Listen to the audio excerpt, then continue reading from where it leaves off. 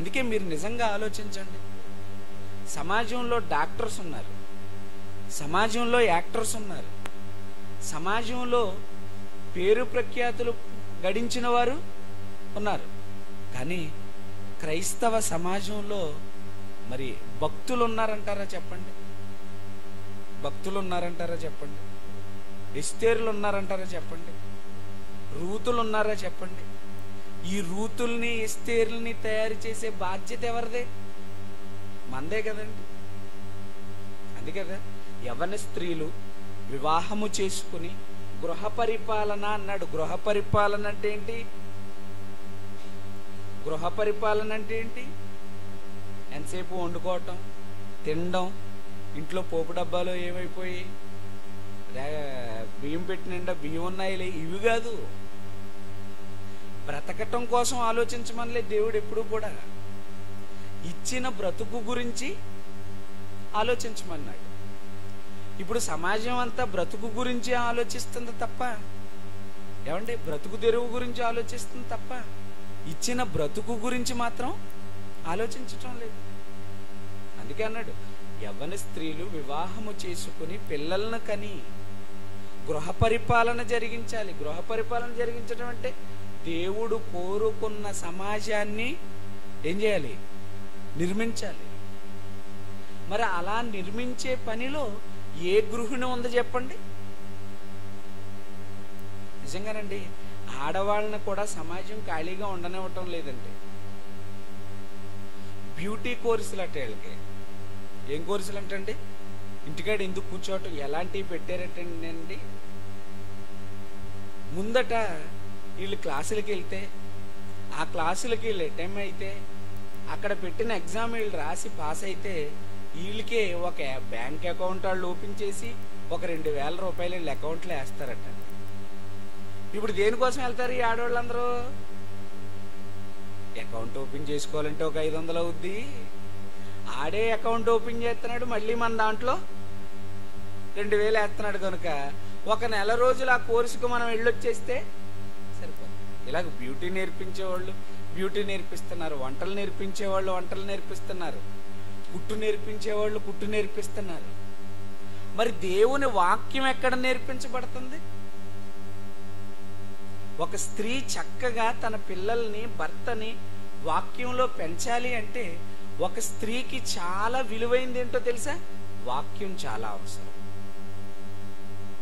వాక్యం నేర్చుకునే స్త్రీలు ఎక్కడున్నారు అసలు చెప్పండి? వాక్యం లేదు. వాక్యము స్త్రీలలో లేకపోతే కుటుంబాలలో ఏముండదు? వాక్యం ఉండదు. కనుక దేవుడు ఇక్కడ చెప్తున్నాడు, ఏమంటున్నాడండి? నీ బాల్య దినములు యందే నీ సృష్టికర్తను ఏం చేయాలి అంటే, పిల్లలు ఎప్పటి నుంచి దేవుణ్ణి తెలుసుకోవాలి? ఇప్పుడు మీకు కూడా చాలా మందికి పిల్లలు ఉన్నారు కదా.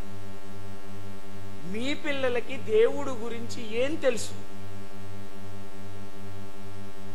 అందుకే కదా పిల్లల్ని ఎందుకు ఇచ్చాడు మీకు? కీర్తన గ్రంథం 127వ అధ్యాయము 3వ వచనం నుంచి చదువుకుంటాం కదండి. గర్భఫలము యెహోవా ఇచ్చు బహుమానము, కుమారులు యెహోవా అనుగ్రహించు స్వాస్థ్యము, యవన కాలమందు పుట్టిన కుమారులు బలవంతుని చేతిలో బాణముల వంటి వారు, అట్టి వాటితో తన అంబుల పొదిని నింపుకొనిన వాడు ధన్యుడు. అట్టివారు సిగ్గుపడక, అంటే మీకు పిల్లల్ని దేవుడు ఇవ్వటంలో దేవుడు ఉద్దేశం ఏంటి? దేవుడు ఉద్దేశం ఏంటండి? మీకు పిల్లల్ని ఇవ్వటంలో, మీకు పుట్టిన పిల్లలు, మీరు యవ్వన కాలమందు కన్న మీ పిల్లలు ఎవరు పని మీద ఉండాలి? వాళ్ళు ఏం చేయాలంటే గుమ్మములతో తమ విరోధులతో ఏం చేయాలి? ఎవరు? పిల్లలా పెద్దలా? పిల్లలు. పిల్లలే దేవుని తరపున వాదించేవారిగా మారిపోవాలట. దేవుని తరపున మాట్లాడేవారిగా మారాలంట. ఇప్పుడు అలా మాట్లాడే పిల్లలకి ఎన్ని మనం నేర్పించగలుగుతున్నాం? ఏమి నేర్పించారు మీరు? బాల్యం. ఈ బాల్యము ఆదాముకి అవ్వకి లేకే పరలోకపు తండ్రి బాధపడ్డాడు. ఎందుకంటే వారిని పెద్దవారినిగా చేశాడు. నరులు అన్నాడు వాడిని. నరులు వేరు. నరులు అంటే పెద్దవాళ్ళు. నరుడు ఒంటరిగా ఉండుట మంచిది కాదు అన్నాడు. అంటే ఆదాముని బాలుడుగా చేయలేదు, ఎలా చేశాడు? నరుడుగా చేశాడు. అందుకే ఆ పెద్ద ఆయనకి ఏమీ నేర్పలేకపోయాడు, యవనస్తుడికి ఏమీ చెప్పలేకపోయాడు. ఎవరు? వాడు ఎలా బ్రతకాలో, ఎలా ఆలోచించాలో, ఎలా నడుచుకోవాలో, ఈ విషయాలన్నీ కూడా మరి ఆదాముకి లేవు. అంటే ఆదాము పాడైపోయాడు అంటే తనకేమీ లేదని తెలుసుకున్నాడు దేవుడు, బాల్యం లేదని తెలుసుకున్నాడు. ఆదాము తరువాత పుట్టిన మనందరికీ కూడా బాల్యం ఇవ్వటంలో దేవుడి ఉద్దేశం ఏంటో తెలుసా? బాల్యములోనే దేవుని గురించిన పూర్తి విషయాలు వాడికి చెప్పాలనుకున్నాడు. అందుకే ఆదాము తర్వాత పుట్టిన వారందరికీ బాల్యం ఇచ్చాడు. కానీ బాల్యం ఇస్తే ఈరోజు బాల్యాన్ని ప్రతి తల్లిదండ్రులు కూడా ఏం చేస్తున్నారు తెలుసా? దుర్వినియోగం చేస్తున్నారు. చూద్దామండి, కొన్ని మంచి సందర్భాలు మనం చూద్దాం. రాజుల రెండవ గ్రంథం, రాజుల రెండవ గ్రంథం 5వ అధ్యాయం. రాజుల రెండవ గ్రంథము 5వ అధ్యాయం మొదటి వచనం నుంచి చదువుకుందామండి. సిరియా రాజు సైన్యాధిపతి అయిన నయమాను అని ఒకడుండెను. అతని చేత యెహోవాయే సిరియా దేశమునకు గనుక అతడు తన యజమానుని దృష్టికి గనుడై దయ పొందినవాడాయను. అతడు మహాపరాక్రమశాలి అయ్యుండెను గాని అతడు కుష్ఠరోగి. సిరియనులు గుంపులు గుంపులుగా బయలుదేరి ఇశ్రాయేలు దేశం మీదికి పోయి ఉండిరి. వారచ్చట నుండి ఒక చిన్నదాన్ని చెరగొని తేగా అది నయమాని భార్యకు పరిచారము చేయుచుండెను. అది షోమ్రోలో ఉన్న ప్రవక్త దగ్గర నేనెంతో కోరుచున్నాను. అతడు నా ఏలిన వానికి కలిగిన కుష్ఠరోగము. ఏమండి, ఒక చిన్నది ఈ పిల్ల పెద్దదా చిన్నదా? చిన్నదండి. ఒక చిన్నది దేవుణ్ణి పరిచయం చేస్తుంది, దేవుని యొక్క ఘనకార్యాన్ని పరిచయం చేస్తుంది. ఎవరికి? నయమానుకి. చూడండి ఏం చెప్తుంది. అతడు నా ఏలిన వానికి కలిగిన కుష్ఠరోగము బాగు చేయునని తన యజమానురాలితో అనెను. నయమాను రాజునద్దకు పోయి ఇశ్రాయేలు దేశపు చిన్నది చెప్పిన మాటలను అతనికి తెలియజేయగా సిరియా రాజు దూత చేత గనుక అతడు 20 మణుగుల వెండియు 1,20,000 రూపాయల బంగారం 10 దుస్తుల బట్టలను తీసుకుని పోయి అప్పగించెను. ఆ పత్రికలో ఉన్న సంగతి ఏదనగా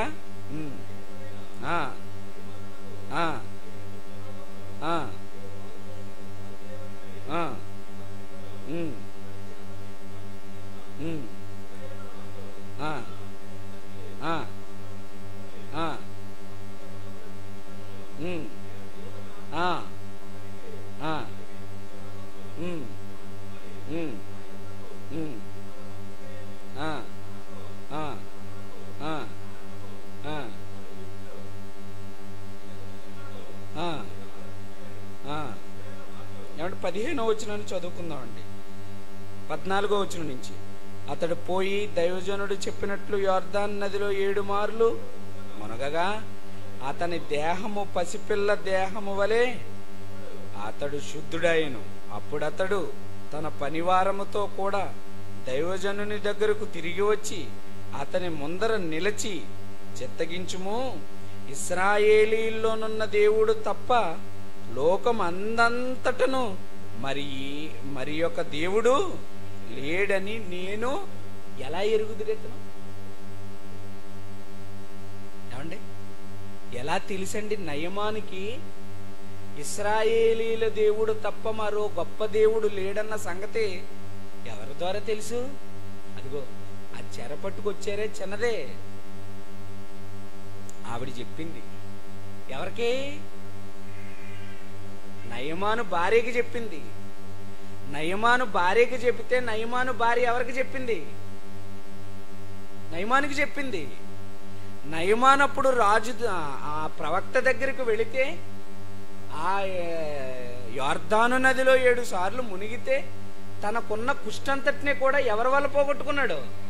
ఒక చిన్నది పరాయి దేశం నుండి వచ్చింది. ఆ దేశం కాదామెదు. అయినా తన యజమానుడు కుష్ఠరోగంతో బాధపడుతున్నాడని ఆ కుష్ఠరోగాన్ని తీయటం కోసం ఒక దైవజనుడి దగ్గరికి పంపింది. ఎవరో? ఒక చిన్నపిల్ల. చిన్నపిల్లలు ఘనకార్యాలు చేయగలరు. అందుకే అన్నాడు, వారిని ఆటంకపరచకండి, పరలోక రాజ్యము వారిదే. వారిని పెంచటంలో మనం ప్రత్యేకమైన శ్రద్ధ మనం కలిగి ఉంటే వాళ్ళతోటి సాహస కార్యాలు చేయించగలం. సందేహించకుండా దేవుని యొక్క గొప్పతనాన్ని ఒక నయమానుకు వివరించింది అంటే ఆ పిల్ల ఎంత నైపుణ్యత కలిగిందో మీరు ఆలోచించాలి. ఆయనకి కుష్టుంటే మనకెందుకు అనుకుంటాం? మనం ఇక్కడ బానిసగా వచ్చాం, మన పని మాత్రం కాదనుకుంటాం. కానీ ఆ చిన్న బిడ్డ తనకి కుష్టు పోవాలి అని మరి ఎలీషా దగ్గరికి పంపించింది. ఏమంటే ఇంకా ఉన్నారు చిన్నపిల్లలు. ఇంకో చిన్నపిల్లని చూద్దాం మనం. ఏమంటే అదే రాజుల గ్రంథం 2వ అధ్యాయము 23వ వచనం. 2వ రాజులు 2వ అధ్యాయము 23వ వచనం. అక్కడ నుండి అతడు, ఎవరు ఇతను? ఎలీషా ప్రవక్త. ఎవరండి? ఎలీషా ప్రవక్త. అక్కడ నుండి అతడు బేతేలునకు వెక్కి వెళ్ళెను. అతడు త్రోవన పోవుచుండగా బాలురు పట్టణములో నుండి వచ్చి ఎవరినండి? ఒక చిన్నది ఏం చేస్తుంది? ఇళ్ళు చిన్నోళ్లే. ఆ నయమాన్ ఇంట్లో పనిచేస్తున్న అమ్మాయి కూడా చిన్నదే. అవునా? ఆ పట్టణములో నుండి వచ్చి బోడివాడ ఎక్కిపొమ్ము, బోడివాడ ఎక్కిపొమ్మని అతన్ని అపహాస్యము చేస్తున్నారు. ఎవరిని? ఎలీషాని. ఒక చిన్నది ఏం చేసింది? కుష్ఠరోగం ఎలా తీయాలో ఆలోచించింది. చిన్నదే. ఈళ్ళు చిన్నోళ్లే, పిల్లలే, ఈళ్ళును బాలులే. కానీ ఏం చేస్తున్నారు? ఒక దైవజనుడిని ఏం చేస్తున్నారు? వీళ్ళు అపహాసం చేస్తున్నారు. అపహాసం చేస్తుంటే అతడు వెనుకకు తిరిగి వారిని చూచి యెహోవా నామమును బట్టి వారిని శపించెను. అప్పుడు 2 ఆడు ఎలుగుబంట్లు అడవిలో నుండి వచ్చి వారిలో 42 బాలురలను చీల్చేసింది. చూసారు? బాల్యమే కదా అనుకుంటాం మనం. ఈ బాల్యమే చాలా ప్రమాదకరమైంది, ప్రాముఖ్యమైనది కూడా.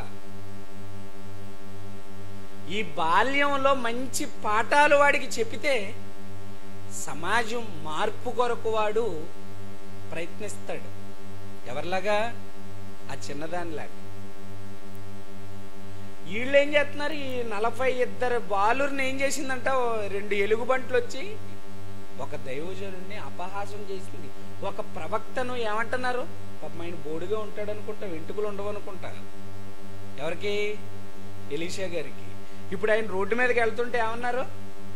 బోడివాడ, బోడివాడ అంటున్నారు. అంటే వీడు బోడివాడ అనడానికి కారణం ఎవరు?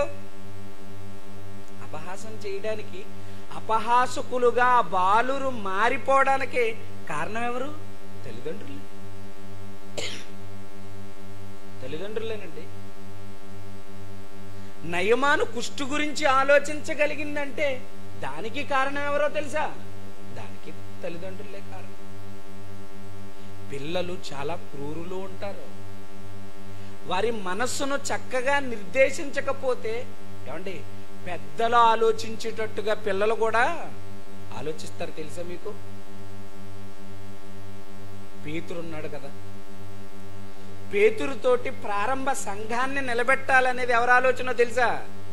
దేవుని ఆలోచన. కానీ అలాంటి పేతురు విషయంలో పేతుర్ని సమాజ మందిరానికి అప్పగించాలని ఒక చిన్నది ప్రయత్నం చేస్తారు. తెలుసా మీకు? చిన్నపిల్లలంటే ఏమనుకుంటున్నారు? అబ్బాయి ఏమి లేదులేండి, అక్కడే ఉంటాడండి, మా ఓడిని ఎక్కడ పడేస్తే అక్కడే ఉంటారు అనుకుంటున్నారా? మీరు అనుకోకూడదు. ఇక్కడ చాలా రాశాడు ఆయన. ఏమన్నారంట వాళ్ళు? బోడివాడా బోడివాడా అని పిలిచారట. గత వారం చెప్పాను కదా, సమూయేలుకి 2 కుమారులు ఉన్నారు, ఏలియా గారికి 2 కుమారులు ఉన్నారు. మరి ఏమైపోయారు ఆ కొడుకులు? ఏమైపోయారు? బాల్యంలో ఎలా పెంచాలో భక్తులకే వారి జీవితం అర్థం కాలేదు. ఈరోజు మనం చదువుకుంటున్నామంటే ఇదిగో ఈ 66 పుస్తకాలు దేవుడు మన చేతిలో పెట్టాడు. చూడండి, ఇంకొక సందర్భం చదువుదాం మనం.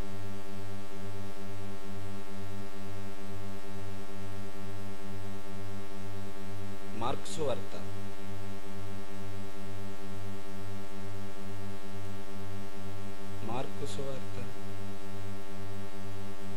6వ అధ్యాయం. మార్కు సువార్త 6వ అధ్యాయం 17వ వచనం నుంచి. హేరోదు తన సహోదరుడు ఫిలిప్పు భార్య అయిన హేరోదియను పెండ్లి చేసుకునినందున యోహాను నీ సహోదరుని భార్యను చేర్చుకొనుటకు హేరోదుతో చెప్పిన గనుక ఇతడామె నిమిత్తము యోహాన్ని పట్టి తెప్పించి చెరసాలలో బంధించెను. హేరోదియ అతని మీద పగబట్టి అతని చంపింపగోరెను గాని ఆమె చేత గాకపోయెను. పిల్లల్ని పెంచటం చాలా కష్టం. ఎందుకు? హేరోదియా ఉంది. హేరోదియా ఎవరి మీద పగబట్టింది? యోహాను గారి మీద, బాప్తిస్మిచ్చు యోహాను గారి మీద పగబట్టింది. పగబట్టి చంపేయాలనుకుంది. ఎవరిని? యోహాన్ని. చంపటం మాత్రం చేత కాలేదండి. ఎవరికి? హేరోదికి. ఇప్పుడు తను కక్ష ఎవరి వల్ల తీరబోతుందో తెలుసా? ఎలా ఫీడ్ చేసిందో చూడండి కూతుర్ని. అసలు ఒక కూతురు తండ్రి ముందు ఏం చేయదు? నాట్యం చేయకూడదు. తండ్రి గారి పుట్టినరోజుకి ఏం చేసింది? నాట్యం చేసింది. నాట్యం చేసినప్పుడు ఆ నాట్యానికి ముగ్ధుడైపోయాడు. ముగ్ధుడైపోయి వెంటనే అడిగాడు, అమ్మా నీకేం కావాలి అని అడిగాడు. అడిగితే పరిగెత్తుకుని ఎక్కడికి వెళ్ళింది? తల్లి దగ్గరికి వెళ్ళిందండి. అమ్మ, నాన్నగారు ఏం కావాలో అడుగుతున్నారమ్మా, ఏం అడగమంటావమ్మా అని అడిగింది. అమ్మ, ఏం అడిగారమ్మా నిన్ను? ఏం కావాలన్నావమ్మా? అసలు నీకేం కావాలని ఆయన ఎందుకు అడిగారమ్మా అని అడిగిందే? అడగలేదండి. అడిగితే నాన్నగారు ముందు నాట్యం చేశానమ్మా అని చెప్పుండేది. అప్పుడు తల్లి ఏం చేయాలి? నాన్న ముందు నాట్యం చేయడం ఏంటమ్మా అని అనాలా? వద్దా? అయితే తండ్రి ముందు డాన్స్ చేస్తారండి. అప్పుడు తల్లి వచ్చి అడగగానే ఏం చెప్పిందో తెలుసా? యోహాను గారి తల నరికేసి పళ్ళెంలో పట్టుకురమ్మని ఇమ్మనమ్మా, అంతకు మించి మనకేమీ.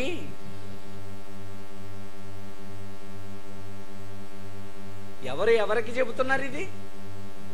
ఒక తల్లి అంటే తనలో ఉన్న కక్షను తీర్చుకోవడానికి ఆయుధంగా వాడుకుంటున్నారు ఎవరిని? అన్ని దేవుడే రాశాడు దీంట్లో. చాలా మంది అండి డైరెక్ట్ గా తిట్టలేక వీళ్ళ పిల్లలను వంకెట్టుకుని వాళ్ళని తిడతారు. ఇదాడు వింటాడండి, ఇదాడు వింటాడు. ఏంటి సందర్భం లేకుండా తిడుతుంది మా అమ్మ అనలేడు అప్పుడు నిన్ను, కన్నాడు అనుకుంటాడు ఎక్కడా లోపల. ఓహో, మనకి రేపు పొద్దున్న ఎప్పుడైనా కోపం వస్తే తిట్టాల్సిన మనం డైరెక్ట్ గా తిట్టకుండా ఏం చేయాలి? ఇలా తిట్టాలన్నమాట. హేరోదియా తన కూతురికి నేర్పుతుంది,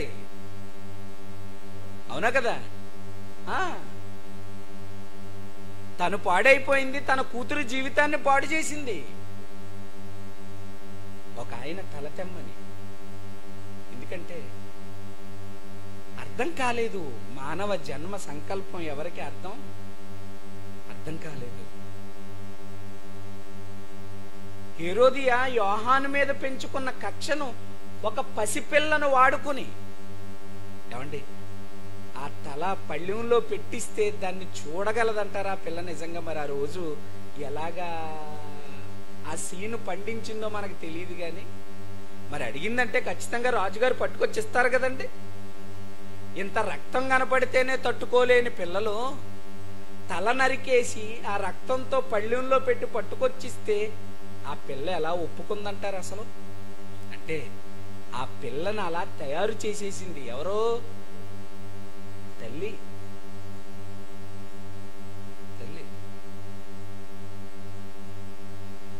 కనుక ఇలాంటివి ఎన్నో ఆధారాలు మనకి బైబిల్లో కనపడుతున్నాయి.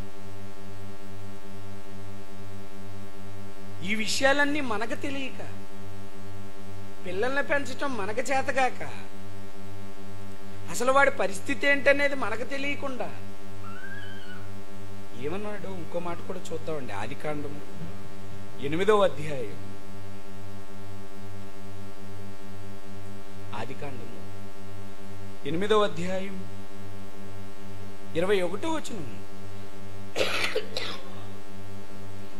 అప్పుడు యెహోవా ఇంపైన సువాసన ఆఘ్రాణించి ఇక మీదట నరులను బట్టి భూమిని మరలా శపించును. ఎందుకంటే నరుల హృదయాలోచన, ఐడు పెద్దోడయ్యాక పాడైపోలేదు. ఈడు మనిషి పెద్దోడయ్యాక పాడైపోలేదు. మనిషి పాడైపోయింది ఎప్పుడు? ఎక్కడన్నాడండి? ఎందుకనగా నరుల హృదయాలోచన వారి బాల్యము నుండి చెడ్డది. నరుని హృదయాలోచన బాల్యం నుండి చెడ్డదట. చెడిపోవడానికి బాల్యం నుండి అలవాటు పడిందట ఇది. అవునండి, ఆ సొదొమ గొమొర్రా పట్టణాలకి ఆ రోజు రాత్రి లోతు ఇంటికి దేవదూతలు వస్తే ఆ రోజు మనకు అక్కడ కనబడిన సంఘటన ఏంటి? నీ ఇంటికి ఎవరో వచ్చారు, వాళ్ళని మేము అనుభవిస్తాం, మా దగ్గరికి పంపించండి అన్నప్పుడు ఆ ఊరు వారితో కలిసి ఎవరు వచ్చారట? బాలురు కూడా వచ్చారా? చదువుకున్నాం కదా మనం. ఆ రోజు లోతు ఇంటి ముందు బాలురు కూడా లైన్ కట్టారా? కట్టారు. అంటే ఇప్పుడు బాల్యం మీకు చాలా చీప్గా అనిపిస్తుందా? ఏమండి, ఒక మాటలో చెప్పాలంటేనండి, పెద్దోడే ఏది గుమ్మం చేయలేడండి. చిన్నోడు తీసుకున్నంత ఫాస్ట్ నిర్ణయం పెద్దోడు కూడా. అందుకే అంటారు ఏలాకోలం ఎవరితోనో కొంతమందితో ఆడకూడదట. అవునా? ఎందుకు? ఒకవేళ పెద్దోడు ఆడినా ఆచితూచి ఆడతాడు. అదే ఒక చిన్న పిల్లోడు ఏలాకోలం ఆడాడు అనుకోండి పెద్దోడితోటి, ఆడి పరువంతా రోడ్డు మీద మంట కలిసిపోతుంది. అందుకే అంటున్నాడు నరుని హృదయాలోచన వారి బాల్యము నుండి.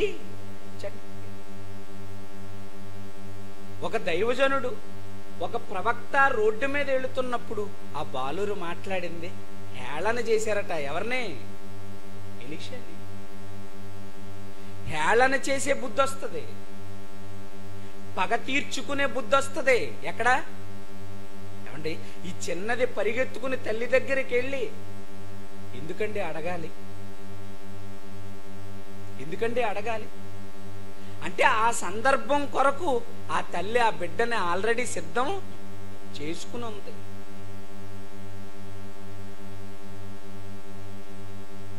ఆల్రెడీ సిద్ధం చేసుకుని ఉంది కనుక ఆ సందర్భం మనకు రాసేది.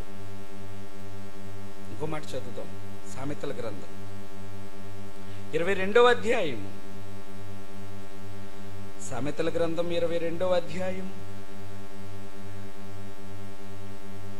15వ వచనం.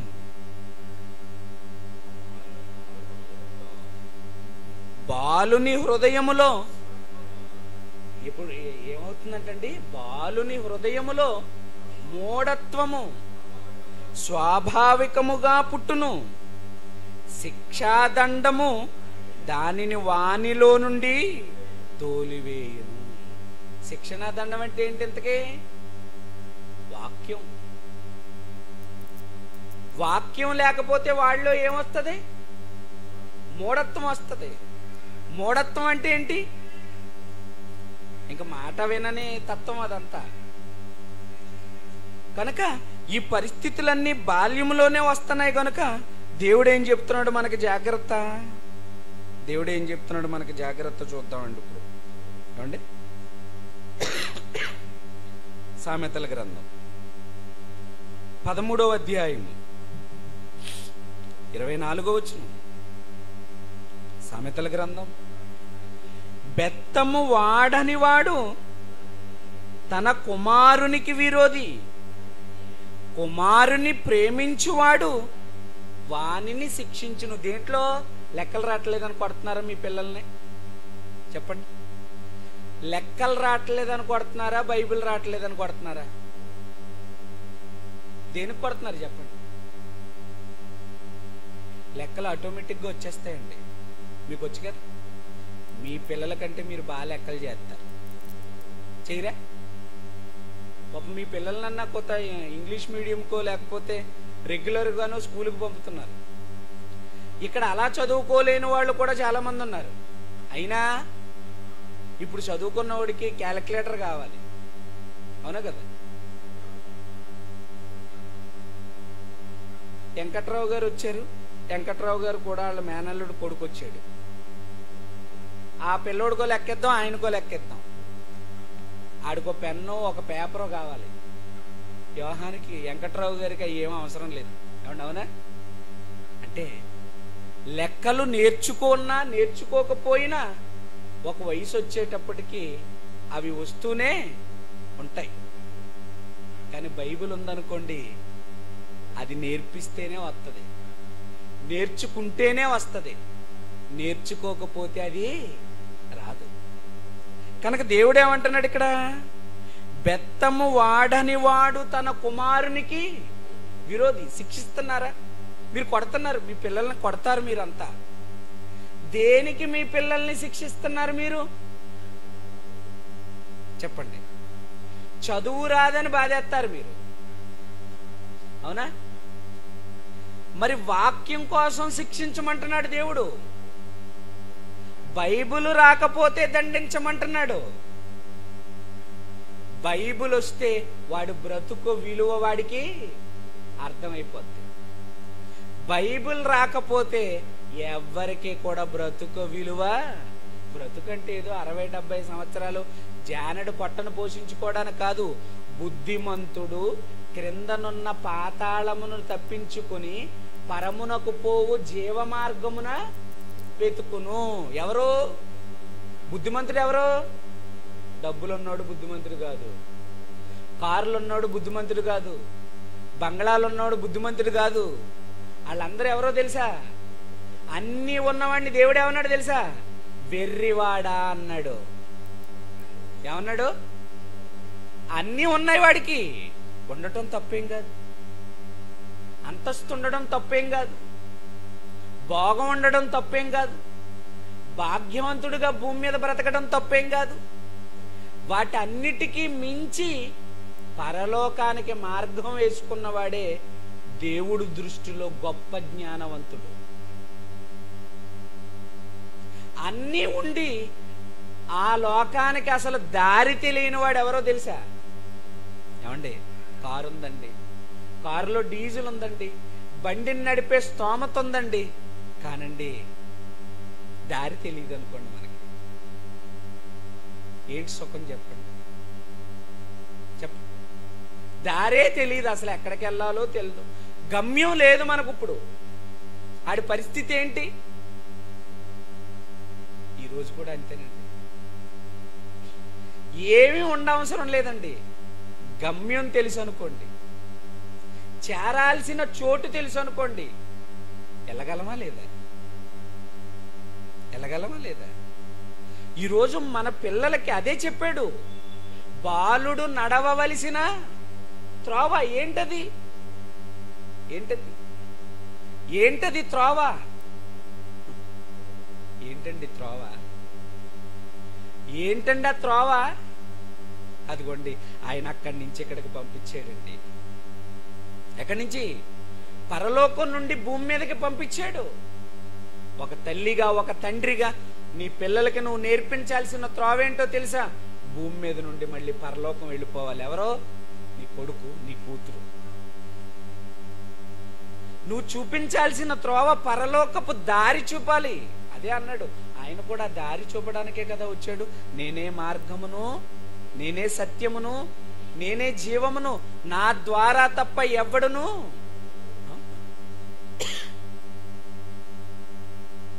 ఆయనే దారి, పరలోకపు దారి.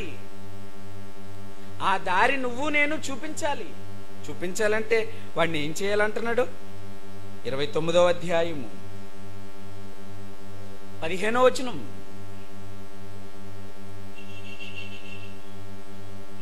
బెత్తమును గద్దింపును జ్ఞానమును కలుగజేయును. ఏం కావాలి? ఏం వాడాలి మీ పిల్లల దగ్గర? మీరు దేంట్లో? చదువులో కదండి.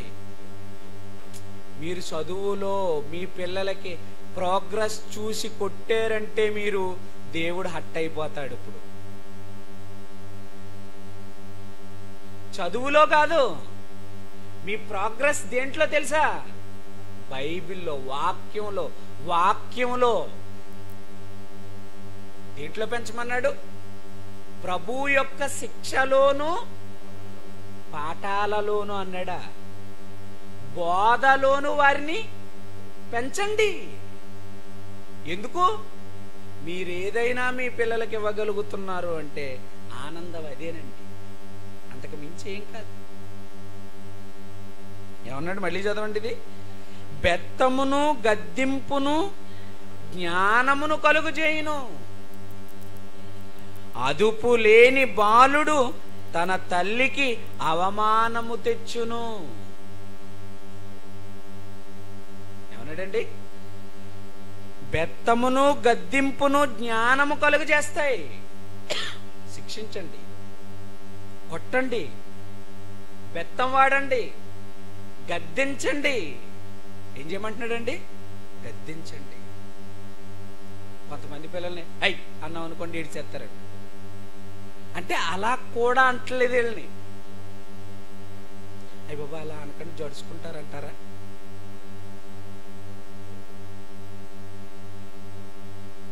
ఏమన్నాడండి? బెత్తమును గద్దింపును జ్ఞానము కలుగజేయును. ఒకవేళ నువ్వు ఆ రెండు పై రెండు చేయవా? పై రెండు చేయవా? అయితే తర్వాత నువ్వు ఇబ్బంది పడతావు. ఎప్పుడు? ఒక కాలం వస్తుంది. ఏ కాలం? ఆ కాలంలో నువ్వు కలుపు తీయకూడదు. కలుపు తీయాల్సిన కాలంలోనే నువ్వు తీయు. అందుకే చెప్తున్నాను, మొన్నటి నుంచి అదే చెప్తున్నాను. ఆ మొక్కెంతో మన పిల్లోడు కూడా అంతే. అప్పుడు నువ్వు ఆ చేలో తిరుగు, తొక్కే, లేచిపోతుంది మళ్ళీ.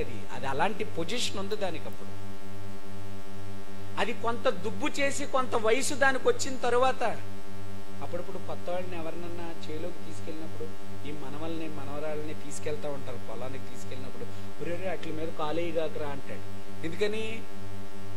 అదో స్టేజ్కి వచ్చింది. ఇప్పుడు దాన్ని తొక్కేవా చచ్చిపోద్ది. ఇప్పుడు తొక్కకూడదు దాన్ని. మరి అప్పుడు ఏకంగా మనుషులనెట్టి తాతయ్య మొత్తం చేనంతా తిప్పించారు. వాళ్ళేమో కలుపు తీశారు, కొంతమంది ఏమో గొట్టు మీదకి వేసారు, కొంత ఏమో దాంట్లోనే వేసి తొక్కారు.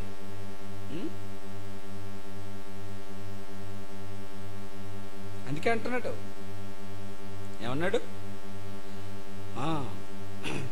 23వ అధ్యాయము 13వ వచనం. 23వ అధ్యాయము.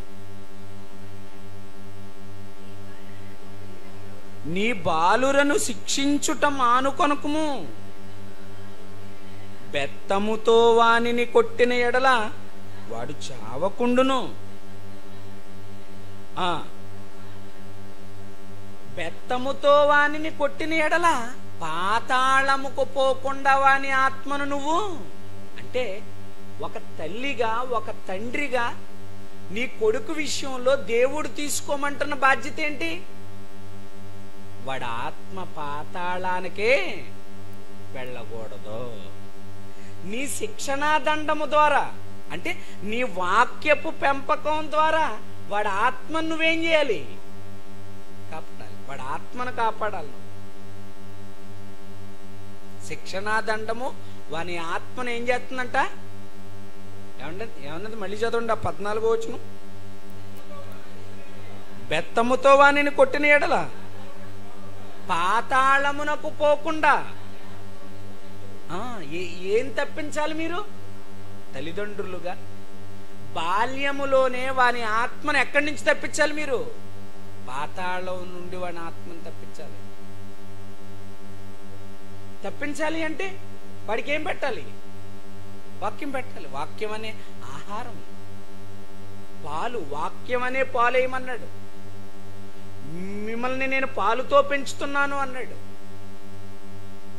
తర్వాత బలమైన ఆహారం ఇస్తానంటున్నాడు. అంటే అంచెలంచెలుగా చిన్ననాటి నుండే వీడిలో మనం ఏం పోసేయాలి? పాతాళాన్ని తప్పించుకునే బేజాన్ని మనం వేసేయాలి. అసలు పాతాళం ఏంటి, పరలోకం ఏంటి, నేను ఇక్కడికి ఎందుకు వచ్చాను, అసలు మాది ఏ లోకం, ఈ విషయాలన్నీ ఎప్పుడు తెలిసిపోవాలి? వాడికి బాల్యంలోనే తెలిసిపోవాలి. వాడికి ఒక్క మాటలో చెప్పాలి అంటే, వాడు యుక్త వయసుకు వచ్చేటప్పటికి వాడిది ఈ లోకం కాదని అర్థమయ్యేటట్టు చెప్పాలి ఒక పిల్లోడికి మనం. అవునా కదా? ఈ లోకం కాదని చెప్పాలి. చెప్పాలంటే ఏం చేయాలి? వాక్యం చెప్పాలి. పాతాళం నుండి వాడి ఆత్మను కాపాడాలి. 29వ అధ్యాయం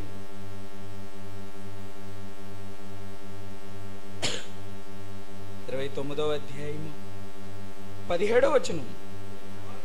కుమారుని శిక్షించిన ఎడల అతడు నిన్ను సంతోషపరచును, నీ మనస్సుకు ఆనందమును కలుగు చేయును. కుమారుని శిక్షిస్తే ఏం చేస్తాడంట? శిక్షించిన ఎడల అతడు నిన్ను సంతోషపరచును, నీ మనస్సునకు ఏం కలగజేస్తాడు? ఆనందం. అంటే పిల్లలు తల్లిదండ్రుల్ని సంతోషపరచాలి అంటే పిల్లల్లో ఏముండాలి? వాక్యం అండి. సాధ్యమైనంత వరకు మీ పిల్లలకి వాక్యం వచ్చేటట్టుగా మీరు జాగ్రత్తలు తీసుకోండి. సాధ్యమైనంత మట్టుకు మీ పిల్లలు చిన్నప్పుడే పాతాళాన్ని పరలోకానికి ఉన్న వ్యత్యాసాన్ని గమనించేటట్టుగా చేసుకోండి. సాధ్యమైనంత మట్టుకు మీ పిల్లలు దేవుని నుండి భూమి మీదకి వచ్చారన్న సంగతి వారికి తెలియచేయండి. ఇవే చెప్పాలి మన వాళ్ళకి. ఇవి ఎక్కడా చెప్పబడవు, ఏ పాఠశాలలోనూ నేర్పించబడవు. కేవలం తండ్రి కుమార పరిశుద్ధాత్మ నామం అయిపోయిందంతే. ఆడేమో ముద్ద ఇలా పిసికి అన్నం కంచం కాడ ఎడతావు, నువ్వేమో అదే ముద్ద చేతితో పెట్టుకుని దేవుడికి చెప్పి నోట్లో పెట్టేసుకుంటావు. వాళ్ళకి మనకి తేడా ఏమీ లేదు. అన్నం కంచం దగ్గర కూర్చుని వందనాలు చెప్పినంత మాత్రాన నా జీవితం వల్ల దేవుడికి ఒదిగే ఉపయోగం ఏమీ లేదు. నువ్వు నేను వచ్చిన లోకాన్ని మళ్ళీ వెళ్ళిపోవటమే. ఒకటే చెప్పాడు, వారు ఏ దేశము నుండి వచ్చిరో ఆ దేశమును జ్ఞాపకమందుంచుకుని ఎడల మరలా వెళ్ళుటకు వారికి వీలు, మీ పిల్లలకి వీలు కలుగుతుందా? మీరు నేను ఎంతో జీవితం పాడైపోయిన తరువాత దేవుని సంకల్పాన్ని తెలుసుకున్నాం. కానీ దేవుడు అంటున్నాడు, చిన్ననాటి నుండే పిల్లలకి ఏమి నేర్పించండి? దేవుని జ్ఞానాన్ని నేర్పించండి. వీళ్ళే అసహ్యులుగా తయారైపోతున్నారు. వీళ్ళే చెడ్డ కార్యక్రమాలు చేసేవారిగా తయారైపోతున్నారు. అసలు నిజంగా రోడ్డు మీద ఒక కుర్రోడు బండి తోలుతున్నాడంటే పక్కన వెళుతున్న మనకు భయం వేయక తప్పదు. ఎందుకు? ఒరే బాబు ఎందుకురా అంత స్పీడ్ వెళ్తున్నావు అని అడిగామనుకోండి, ఏమండి అంశయ్య 6 నెలలు బతికే కంటే, కాకే కలకాలం బతికే కంటే అంశయ్య 6 నెలలు బతికితే సరిపోద్దండి. కళ్ళు ఎందుకున్నాయండి పాస్టర్ గారు? అన్ని అనుభవించడానికి కదేటండి అంటున్నాడు. అవునా కదండి? అన్నీ అనుభవించడానికి కాదు, అనుభవించడానికి అందాలు కాదు. నువ్వు అనుభవించాల్సిన లోకం ఎక్కడుందో తెలుసా? ఈ లోకంలో నువ్వు దేవుని కోసం బ్రతకాలి. నువ్వు సుఖశాంతులతో ఉండే లోకం మరో లోకం ఉంది. ఉన్న అందాలన్నీ అక్కడున్నాయి. ఏమీ లేని లోకంలో ఏదో వెతుక్కుని మనిషి ఆయాసపడి అర్ధాంతరంగా తన జీవితాన్ని ఏం చేస్తున్నాడు? ముగించేస్తున్నాడు. ఇందులో ప్రధానంగా ఈ రోజు పిల్లలు పాడైపోయారు అంటే కారణం తల్లిదండ్రులే దానికి కారణం అండి.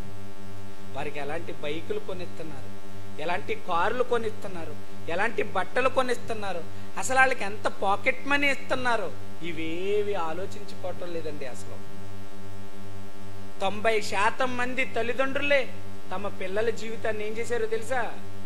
పాడు చేసేసారు. మీరు అలా పాడు చేశారనేది నా ఉద్దేశం కాదు.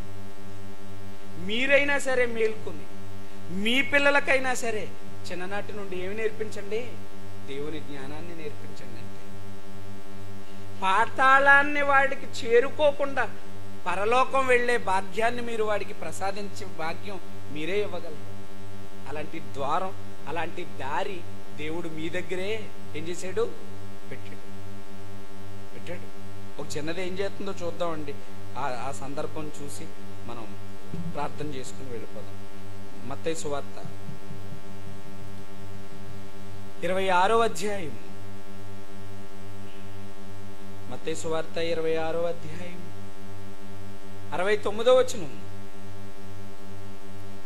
మత్తయి సువార్త. పేతురు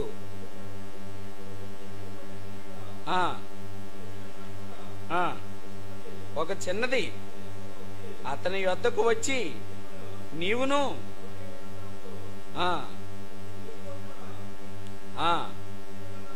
ఉంటివి కదా నేను. అందుకతడు, నేనుండలేదు, నీవు చెప్పు సంగతి నాకు తెలియదని అందరి ఎదుట నేను. అతడు నడలోనికి వెళ్ళిన తరువాత మరి ఒక చిన్నది అతనిని చూచి, వీడును ఏమంటే పెద్ద అన్నట్టుకుని ఏమంటుందండి? వీడును నజరేయుడగు యేసుతో కూడా ఉండెనని అక్కడ వారితో చెప్పగా. చాలండి. పేతురు వెలుపట ముంగిట కూర్చుని ఉండగా, వెలుపట మంట ముంగిట కూర్చుని ఉండగా ఒక చిన్నది ఆయన యొద్దకు వచ్చి, నీవు గలిలయుడవగు యేసుతో కూడా ఉంటివి కదా. చూసారా? అంటే పరిచయం చేస్తుంది ఎవరికి? ఒరే ఈడు కూడా ఆడితోనే తిరిగాడు, ఆడిని వేసినట్టు ఈయన కూడా సిలువేసేయండి అని. ఎవరు సలహా ఇస్తున్నారు? ఎవరండి? చిన్నపిల్లలు. ఇంట్లో కూడా తల్లిదండ్రులకి సలహాలు ఇస్తారు. ఎవరో? చిన్నపిల్లలండి. వినొద్దని నేను అనడం లేదు, వినండి.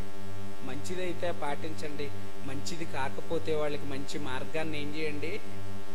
నడిపించండి. 3000 మందికి వాక్యాన్ని ప్రకటించి బాప్తీసం ఇవ్వాల్సిన వాడిని లోపలేసేయాలని ట్రై చేస్తుంది. ఎవరో? ఒక చిన్నదండి, ఒక చిన్నదే. నయమాను సామాను పుష్టిపోవాలనుకుంది. ఒక చిన్నదే పేతుర్ని చెరసాల్లో బంధించాలనుకుంటుంది. కారణం ఏంటో తెలుసండి? చిన్ననాడే మనస్సును భద్రం చేయాలి. చిన్ననాడే మనస్సును దేవుని వాక్యం వైపు ఏం చేయాలో తెలుసా? తీసుకురావాలి. ఈ లోకంలో ఏం లేదు. ఈ లోకపు ఆశల వైపు నడిపించడానికి ఏమీ లేదు ప్రియమైన దేవుని పిల్లల. కనుక మీకు ఇవ్వబడిన పిల్లల్ని, వారి బాల్యాన్ని దేవుడు ఎందుకు ఇచ్చాడో, ఆదాముకి అవ్వకి లేని బాల్యం మన పిల్లలకి ఎందుకు ఇచ్చాడో, అది నడక నేర్పడానికి దేవుడు ఇచ్చాడు.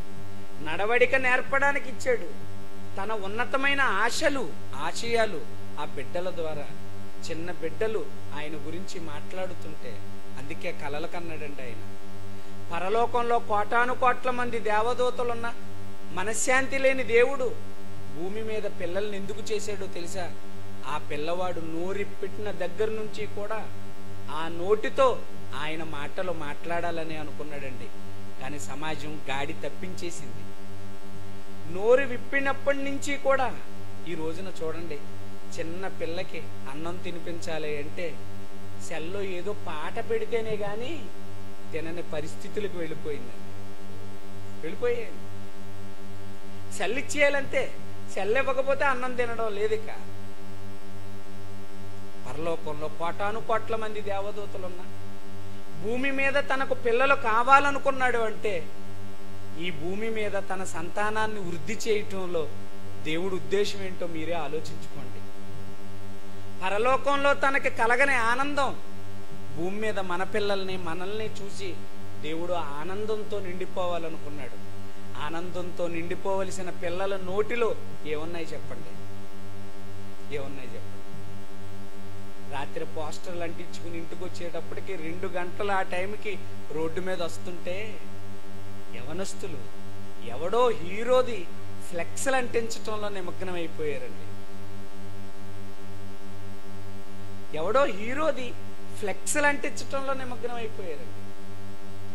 ఎంత దారుణమైన పరిస్థితుల్లో సమాజం ఉందో తెలుసా? పసి హృదయాలు ఎవరికి బానిసలుగా మారిపోయినాయో తెలుసా? ప్రియమైన దేవుని పిల్లలారా, నీరిచ్చి, గాలిచ్చి, ఎండిచ్చి, వానిచ్చి పంచభూతాల్ని పెంచుతున్నాడే. ఏమండి, ఏంటండి మనలో ఆయన చూసి ఎంత పెట్టుబడి ఎందుకు పెడుతున్నాడు చెప్పండి? ఎవడైనా ఒక ఇంటికి వచ్చాడు అనుకోండి, ఆడికి టీ పెట్టాలా లేదా అన్నది ఆడి క్యారెక్టర్ నిర్దేశిస్తుంది. తెలుసా మీకు? ఈడు మనకి ఎంతవరకు ఉపయోగం? మంచినీళ్ళు ఇచ్చి పంపాలా, టీ ఇచ్చి పంపాలా, భోజనం పెట్టి పంపాలా? ఆ పెట్టేది దేన్ని బట్టి పెడతారో తెలుసా? ప్రేమను బట్టి కాదండి. ఆ వ్యక్తి ఆ కుటుంబానికి ఉపయోగపడే అవసరతను బట్టే పెడతారు. ఎవరైనా కాదంటారా? చెప్పండి, నిజమా కాదా? ఒక వ్యక్తి వచ్చాడు, అర్జెంటుగా పిప్పరిల్లి కోడి మాంసం తెచ్చి వాడి కోసం వండేమో అంటే వాళ్ళు ఒక వింత ఉండాలి. అంత అవసరత మనకు ఆడి ఎడలా ఉండాలి, లేదా ఉన్నదాన్నే పెడతాం. అంత అవసరమే ఉంది. డ్రింక్ తెప్పించిస్తాం, అంత అవసరం ఉంది. పంచదార నీళ్లు కలిపిస్తాం, అంత అవసరం ఉంది. అవునా? ఒక వ్యక్తి మీద నువ్వు పెట్టుబడి పెట్టాలి అంటే ఆ వ్యక్తి నీకు ఉన్న మధ్య పరిచయాన్ని బట్టే అదే ఉంటది. కానీ ఒక సూర్యుడు మండుతున్నాడంటే చికెన్ కూర లాంటిదే ఇది. ఏమన్నా చెప్పు. మంచు పడుతుందంటే ఇది ఏమన్నా కాఫీ లాంటిదా? ఏమన్నా చెప్పు.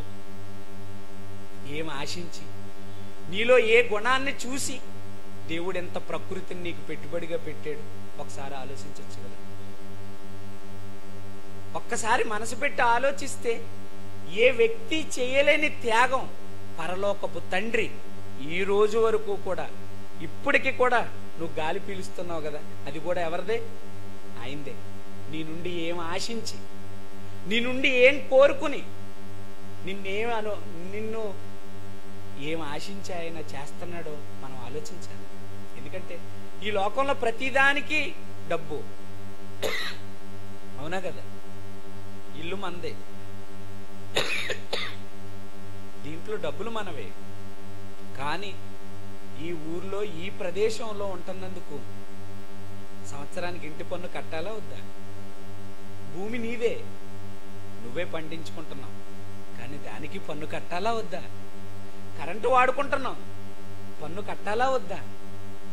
అన్నిటికీ పన్నుతో ఉన్నప్పుడు ఏ పన్ను నీ నుండి కట్టించుకోకుండా తనకున్న దయాళత్వాన్ని అంతటిని ధారాళంగా దారబోతున్నాడు కదా. ఎవరి కోసం? ఎందుకోసం? ఏమీ ఆశించకుండా నీ కోసం ఎందుకు పెట్టుబడి పెడుతున్నాడు? నువ్వు ఆలోచించవా? ఆలోచించకుండా ఏదో ఆదివారం ఒక రోజు వచ్చి కూర్చుని నమస్కారం చెప్పి వెళ్ళిపోతే నా జీవితం వల్ల తండ్రికి ఏమీ సంతోషం కాదు. నిన్ను ఈ లోకానికి పంపించాడంటే నీలో ఏదో కోరుకున్నాడు.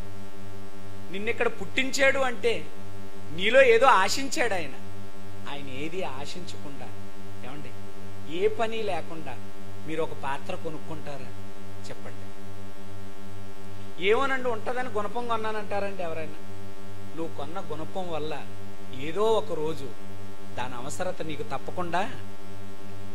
పోనీ ఒక పెద్ద పలావ్ గిన్నె కొన్నావా? కానీ 10 మంది బంధువులు వచ్చినప్పుడు తప్పకుండా దాని పని నీకు ఉండే. ఒక పాత్ర నువ్వు కొన్నావు అంటే పని లేకుండా అది నీ ఇంటికి రాదు. నువ్వు అన్ని లోకాలు దాటుకుని ఈ లోకానికి వచ్చావు అంటే ఆయనకు ఉపయోగకరమైన పాత్రగానే వచ్చావు. పని లేనట్టుగా ఉంటే అలా? పనున్న పాత్రవు నువ్వు, పనికొచ్చే పాత్రవు నువ్వు. అందుకే ఆ రోజు నీ తల్లి గర్భంలోనికి కోటాను కోట్ల శుక్ల కణాలు వెళుతుంటే నువ్వొక్కడో మాత్రమే, నువ్వొక్కదానో మాత్రమే ఎందుకు ఫలదీకరణం చెంది ఎంత చక్కటి ఆకారంగా నీకెందుకు వచ్చింది? పనిముట్టువు గనుకొచ్చింది. అదే పని లేకపోతే నీకు ఈ ఆకారం వచ్చుండేది కనుక ఆలోచించండి. మీకెందుకు ఆకారాలు ఇవ్వబడ్డాయి? మీ పిల్లలకి మీ గర్భాల ద్వారా ఎందుకు ఆకారాలు ఇవ్వబడ్డాయో, మిమ్మల్ని ఎందుకు పనిముట్లుగా చేసుకున్నాడో, చేసుకున్న పనిముట్టుకు తగ్గట్టుగా మీరు పని చేయగలుగుతున్నారో లేదో మిమ్మల్ని మీరే ఏం చేయండి? పరిశోధించుకోండి. మెట్టుకు దేవుడు వాడుకునే అర్హమైన పాత్రలుగా మీ యొక్క జీవితాల్ని తీర్చుకోండి, దిద్దుకోండి.